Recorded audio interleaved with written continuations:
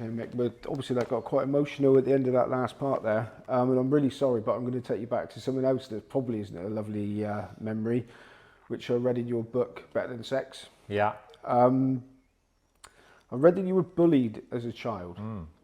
Now, how long did that go on for, and how much of an effect did that have on you? Yeah, well, look, when you think back of things as a child, you think it lasts forever at the time.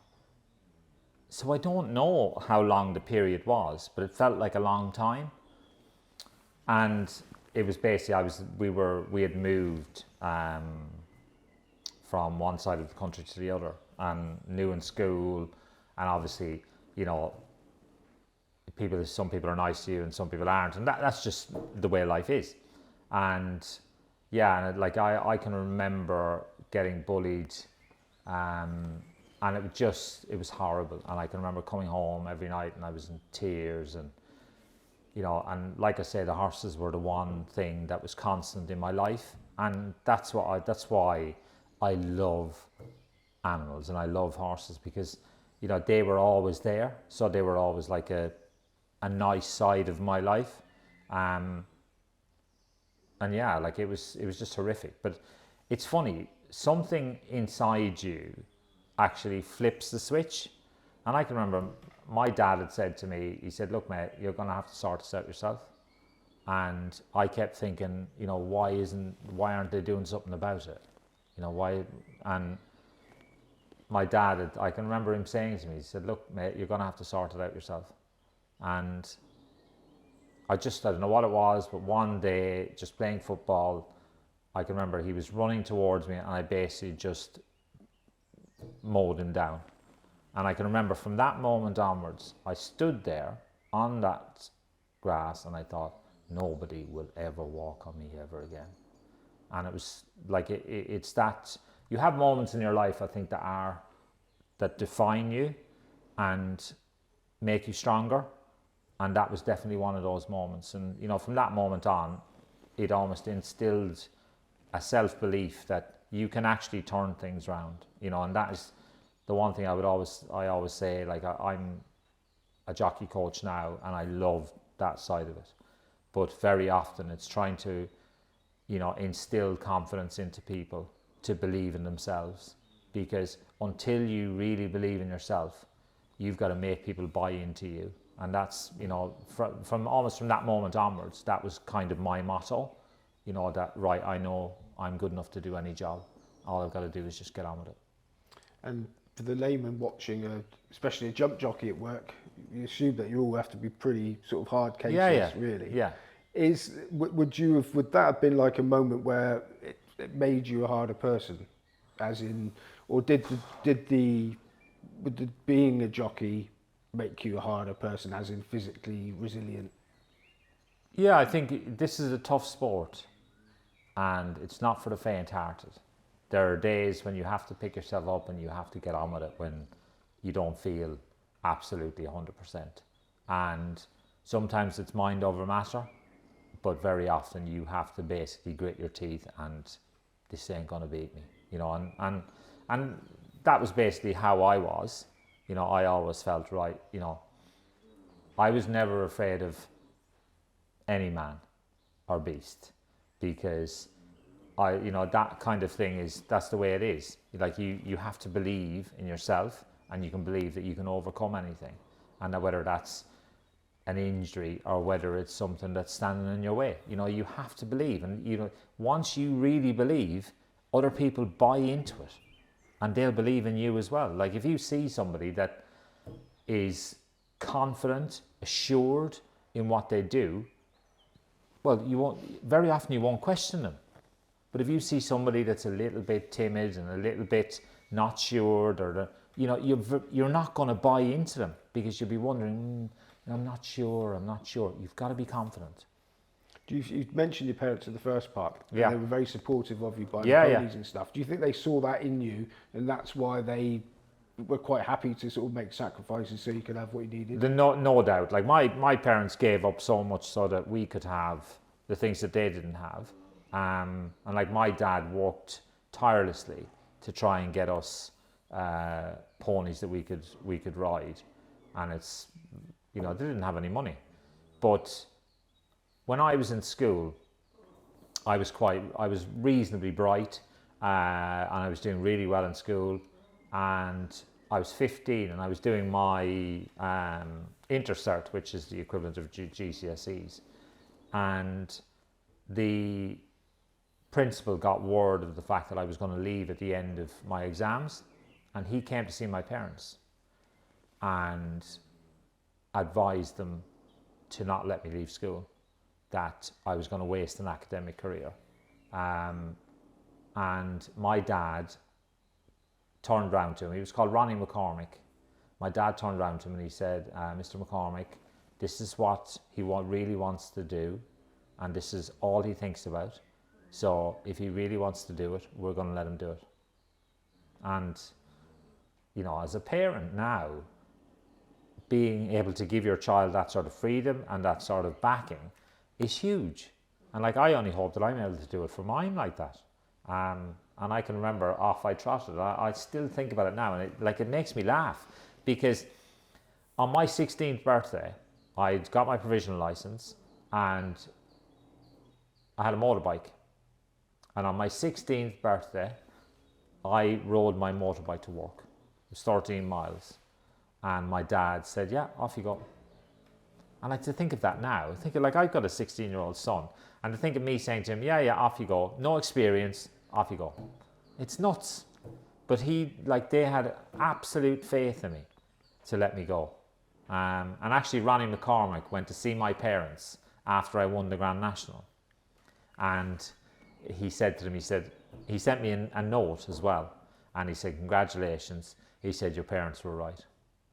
So that was lovely. Brilliant. Now, your career in Ireland was fairly brief, because you got too big and you were going to be a flat jockey. Yeah. So you moved to the UK. Yeah. But that career almost ended with 2 winners. Yeah, it was a funny one, because I came over to, and actually it was Stan Moore, the trainer, believe it or not. You look at him now and you think, well, he never used to ride. But actually he was the flat jockey, Stan.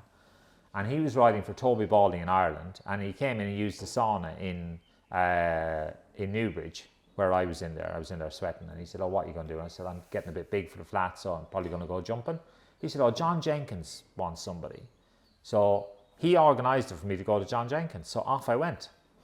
I was there for I think 9 or 10 months. And I love John.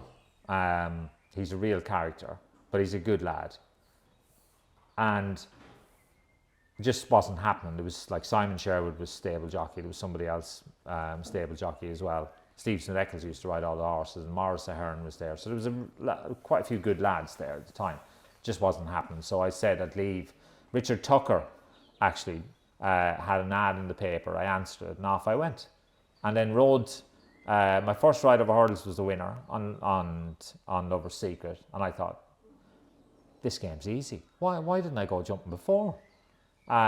Second ride finished second. Third ride won.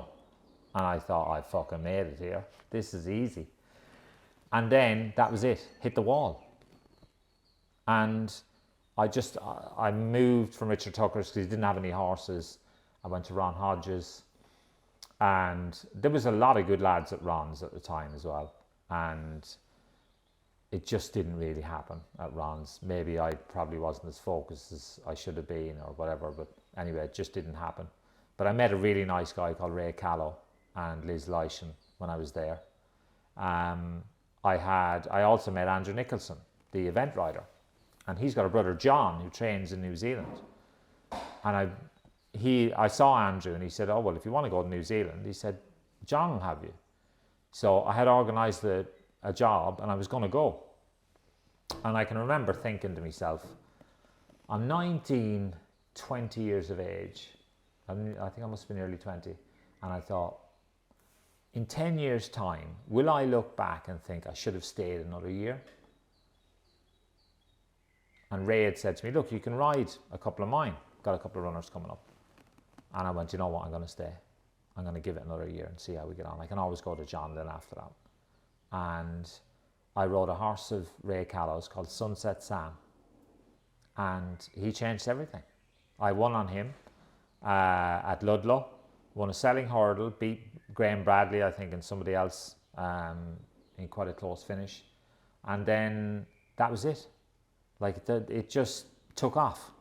I went to work for Gerald Ham in Axbridge in Somerset, and Gerald and Ray Callow basically launched my career, and away I went. Dave Roberts then became my agent, and the rest, as they say, is history. You know, like it was amazing. It just went from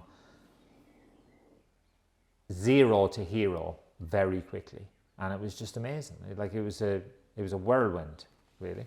So how did the Nikki Henderson job? Well, I was lucky. It was a merry-go-round of jockeys at the time, and Peter Scudamore retired.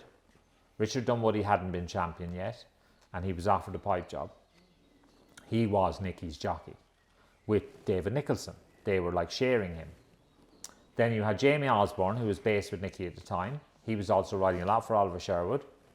He was offered a Henderson job. He stayed with Sherwood because he had Sherwood and Henrietta Knight. Adrian Maguire was offered a job. He went to David Nicholson. Nicky Henderson then was looking for a jockey. And Tony Collins, of Gay Future fame, was a friend of mine, and he put me forward for the Henderson job. And then they obviously watched me ride and thought, well, yeah, he's not too bad. I saw Nicky at Ascot Sales. He invited me for an interview, went to see him, and he offered me the job. And did the transition from riding, let me read to any fairly moderate horses, riding the top class horses, was that sort of seamless, or were you young enough not to be putting yourself under pressure? Oh, look, I was putting myself under pressure all the time. But then that's, you know, like I say, pressure is something you put yourself under. And that was definitely the case. And I was desperate to make an impression. And the first winner that I rode for Nicky was on a horse called Billy Bathgate at Kempton. And the horse was owned by Michael Buckley of Constitution Hill fame. So, you know, Michael and I go back a long way with Nicky. So yeah, but the thing I loved about Nicky is he was so good to me. He gave me a lot of time to bed in. I thought it was going horribly wrong because I was making too many mistakes. But he obviously saw that I had potential and it was worth sticking with. He arranged for me to get help from Terry Biddlecombe. And yeah, it just really went from there. And like Nicky and I worked for him for 15 years. We never had a crossword. I rode a lot of winners for him. I rode a lot of losers for him. Never a crossword. And I was in there this morning watching the schooling. He's a gentleman, you know, and I've got a lot of time for him. Is it the sort of person where you feel comfortable giving him your opinion without feeling that there might be that you might upset him? Yeah, oh, absolutely. Like the one thing that Nicky and I had was a very good relationship. I was very honest with him. If I gave one a bad ride, there was no hiding it. I came in and said, look, I fucked up, you know, and he knew that. And I think the great thing about us is he knew I was on his side and I knew he was on mine. And, you know, that's why we had such a healthy relationship.